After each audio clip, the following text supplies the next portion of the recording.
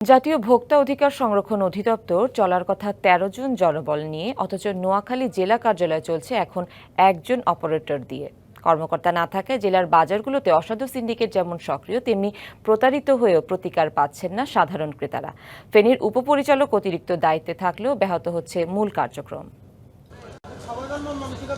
বাজারের ন্যায্য মূল্য নিশ্চিত করার পাশাপাশি প্রতারণা রোধে মানুষের শেষ ভরসা ভোক্তা অধিকার সংরক্ষণ অধিদপ্তর। কিন্তু নোয়াখালীতে এই গুরুত্বপূর্ণ দপ্তরটি যেন একটি সাইনবোর্ড সর্বস্ব প্রতিষ্ঠান। ১৩ পদের বিপরীতে কাজ করেন একজন, যিনি একজন কম্পিউটার অপারেটর।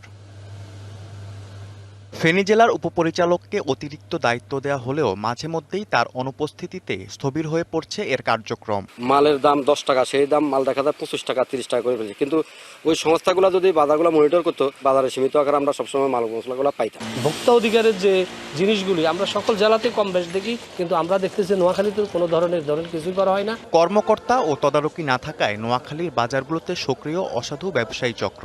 নগদ নিয়ে এলো হার নামানা হার অফার। সর্বনিম্ন 10,000 টাকা রেমিটেন্স নগদে পাঠালে থাকছে স্বর্ণের হার জেতার সুযোগ। নজরদারির অভাবে আর্থিক ক্ষতির মুখে পড়ছে মানুষ, বাড়ছে শারীরিক ক্ষতির ঝুঁকিও। এক দোকানে পণ্য কিনতে গিয়ে আমি প্রতারিত হয়েছিলাম। আমি ভোক্তা অধিদপ্তরে আসছিলাম, এসে দেখলাম যে এখানে কোনো অফিসার নাই। ঊর্ধ্বতন কর্তৃপক্ষকে বিষয়টি অবহিত করা হয়েছে জানিয়ে জেলা প্রশাসকের দাবি, ভ্রাম্যমাণ আদালতের মাধ্যমে বাজার নিয়ন্ত্রণে রাখা হচ্ছে। আমাদের ভোক্তা অধিকার সংরক্ষণ অধিদপ্তরের কর্মকর্তা রয়েছেন, তারাও নিয়মিত অভিযান পরিচালনা করে থাকেন।